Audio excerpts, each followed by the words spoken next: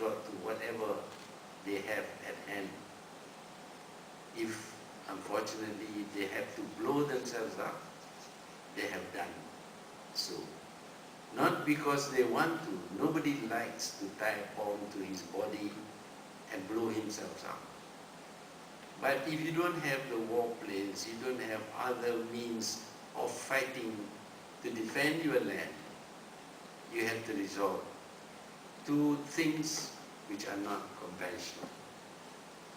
But on the other hand, I would like to insist that as much as blowing yourself up to kill people or to destroy will cause terror. The expectations of being bombed, formally bombed by aircrafts or rockets being fired at you, will also cause you to be terrified. If you are terrified, then the people who is causing you to be terrified must also be classified as terrorists. That is state terrorism. So there is no difference in terms of causing terror, in terms of terrifying people, between someone who blows himself up and someone who drops a bomb or fires a rocket towards innocent people. Both are terrorists.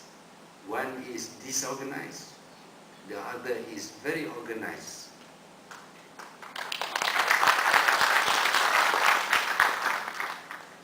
But then, of course, that is not the subject I'm supposed to speak here.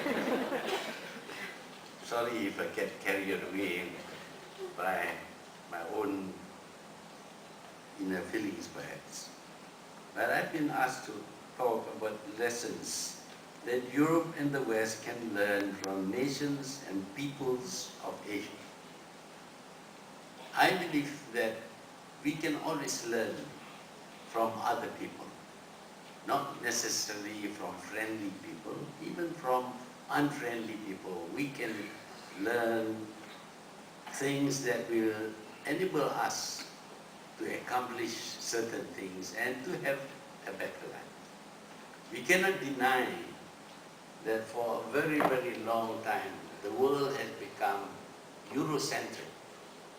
We have to accept the influence of Europe in Asia for a very, very long time.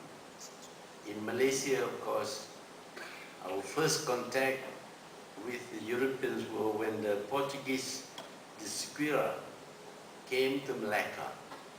I don't know what he did, but some of his sailors were arrested and, jailed, I believe.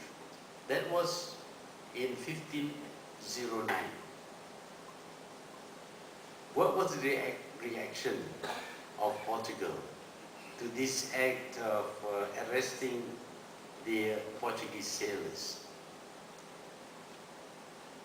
Their reaction was to send a fleet under Alfonso de Albuquerque to Malacca in 1511, 2 years after, to conquer Malacca.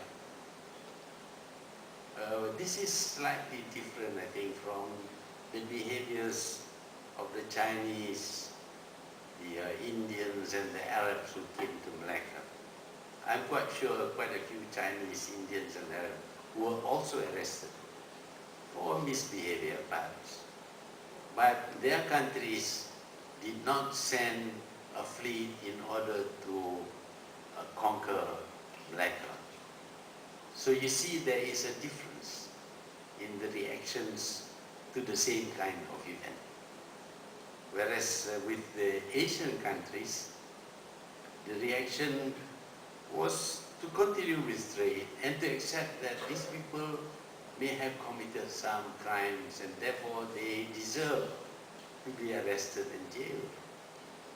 That was the reaction of the Chinese, the Indians and the Arabs. And one has to remember that at that time the Chinese were the most powerful people in the world. Even at that time they were very powerful. But they did not send any army to conquer Malacca. Indeed, when they did send a huge fleet under Admiral Chenko, they came in order to establish diplomatic relations, to establish trade relations with Malacca. But for doing the same thing to Portuguese sailors, 2 years later, Malacca was conquered.